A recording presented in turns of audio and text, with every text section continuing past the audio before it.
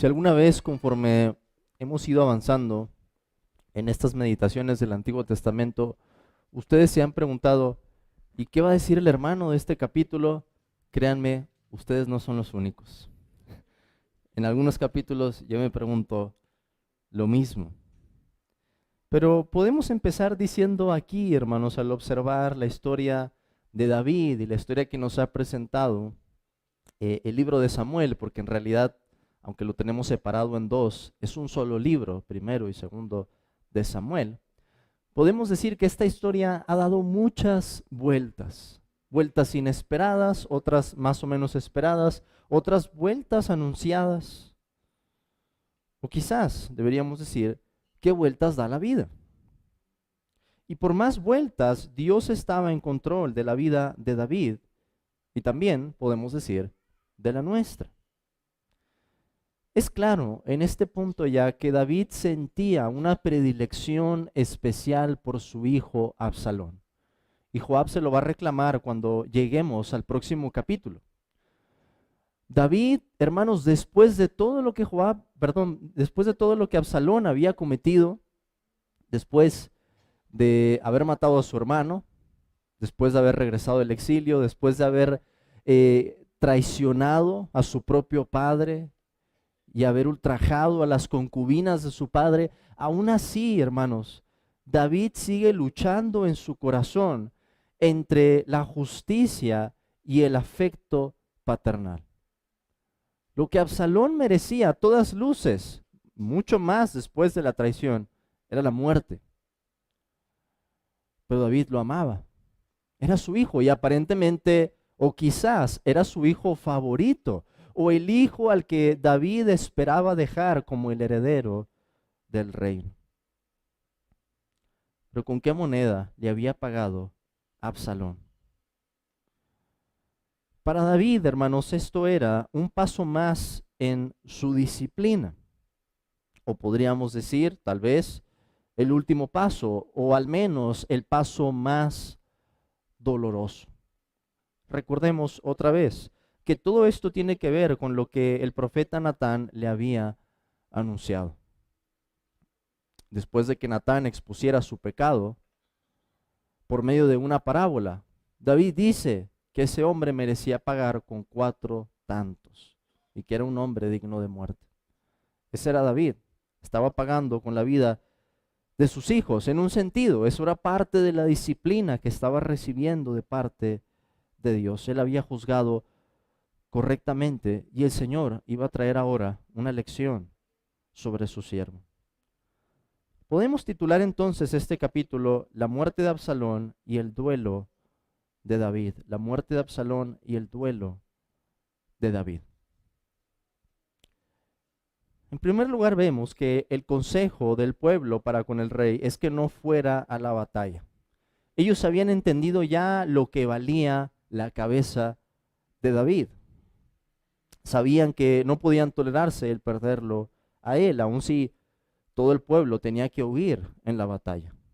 David manda expresamente, hablando al pueblo en la puerta, en particular a sus generales, que traigan con vida a Absalón. Y dice el joven Absalón, como si quisiera distanciarse en ese momento y no presentarlo como su hijo, a diferencia de cuando lo vemos haciendo su duelo. Hijo mío, Absalón, hijo mío. Dice, por favor, procuren traer con vida al joven Absalón. ¿Se imaginan, hermanos, lo que representaría eso? Pónganse en los zapatos de David por un momento y piensen, su propio ejército va a salir y van a pelear contra su hijo, contra su propio hijo.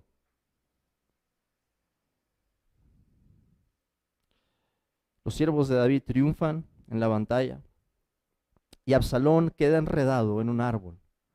El libro de Samuel nos había dicho, una de las pocas características físicas que se mencionan es la de Absalón, que Absalón era un hombre hermoso y que tenía un cabello largo, que cada año tenían que cortarle cantidad de cabello. Pero ahora eso juega en su contra. Resulta que esa característica hermosa que tenía Absalón, juega ahora para su muerte y queda suspendido en un árbol, colgado de una rama, pendiendo entre el cielo y la tierra. Uno del ejército lo ve y se lo va a decir a Joab. Ahí le explica por qué él no se atrevió a poner manos sobre Absalón. Pero Joab, que se ha caracterizado por tener quizá decisiones correctas, siempre con motivos equivocados, él quería ver sangre, quiere vengar a David, quiere destruir a este joven. Así que Joab mismo se encarga de tomar esta misión en sus manos, sabiendo que está desobedeciendo a David, por supuesto, a él no le importa, y es él el que le provoca esa herida mortal. Joab sirvió, hermanos, o había servido en el pasado para matar a Urías. David se lo había encargado a él. Y ahora sirve también de la misma manera a los propósitos de Dios, aunque no al sentir de David, para matar a Absalón. Así como David había mandado esa orden tan cruel, tan miserable, ahora recibe una lección él mismo y su propio general se encarga de darle muerte a su hijo. El rey hace duelo entonces por Absalón al enterarse de la noticia que se presenta con un drama, hermanos, que aumenta la expectativa de cómo va a reaccionar al rey. En ese momento se acerca este hombre primero que quiere llevar la noticia y resulta que cuando llega y ve el rostro del rey no es capaz de expresarle lo que ha pasado en la batalla. Es el etíope, este hombre que quizás en su ingenuidad no se da cuenta de lo que está transcurriendo en ese momento, el que le dice a David que sean así los enemigos del Señor, como lo fueron aquellos hombres. David entiende entonces que su hijo ha muerto. ¿Qué podemos, hermanos, tomar de este capítulo? David había sido el rey escogido por Dios. David era un hombre de fe, David era un hombre de una piedad y una devoción que se resaltan en el libro de Samuel, un hombre conforme al corazón de Dios. Pero la vida de David nos enseña, hermanos, que el ser parte del pueblo de Dios no le quita la complejidad a la vida, no resta de las tragedias, no resta de la aflicción o de la severidad con la que podemos sufrir la disciplina del Señor. Al contrario, lo que hace es darle a todo eso un propósito trascendente, un propósito más alto, un propósito mayor. Con esto quiero decir, hermanos, que los creyentes, los cristianos, así como David, podemos y vamos a llegar a experimentar eventos o situaciones trágicos, tristes. No sé si al mismo grado, o quizás algunos de ustedes ya han experimentado algo así, que llegan a confundirnos al extremo, que nos angustian y que no sabemos cómo interpretar.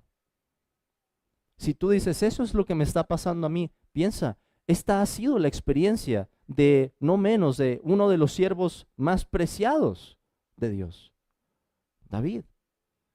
¿Qué nos asegura, hermanos?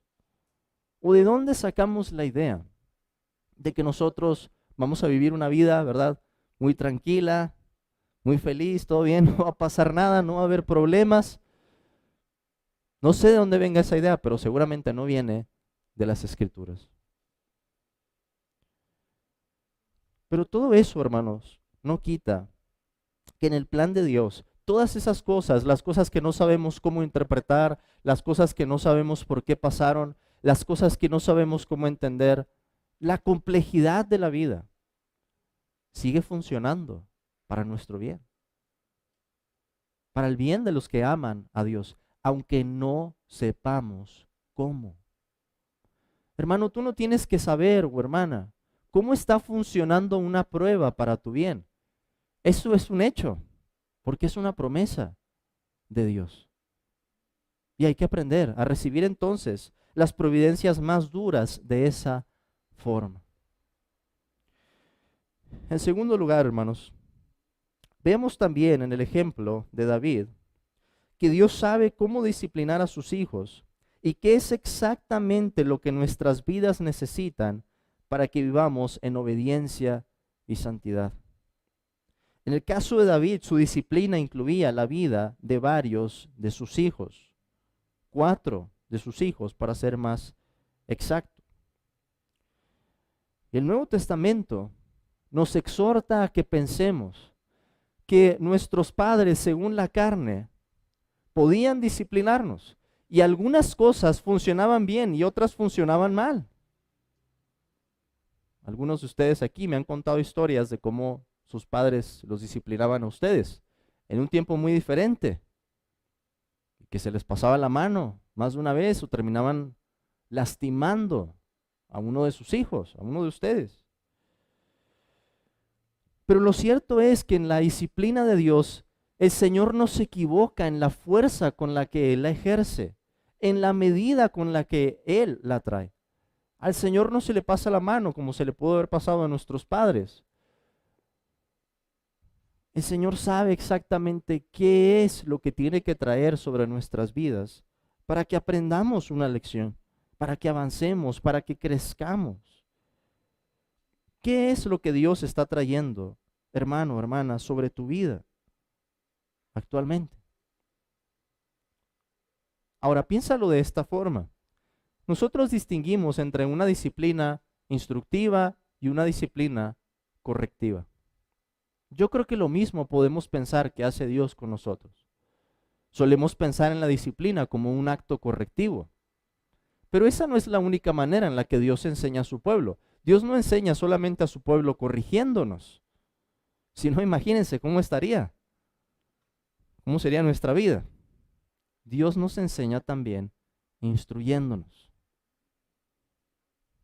¿Qué es lo que Dios está trayendo sobre nuestra vida?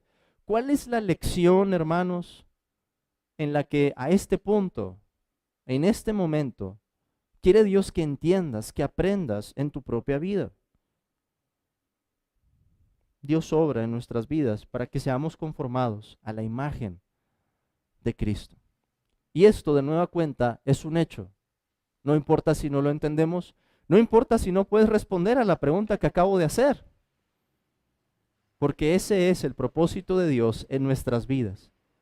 Y en la medida, hermanos, en la que tengamos claridad de que ese es en efecto el propósito de Dios, vamos a poder vivir tranquilos. Quizá en angustia, quizá en confusión, pero tranquilos de que Dios tiene todo esto en sus manos y de que eso servirá para que nuestras vidas, de una manera u otra, de una medida en otra, sean conformadas a la vida de su Hijo Jesucristo. Amén.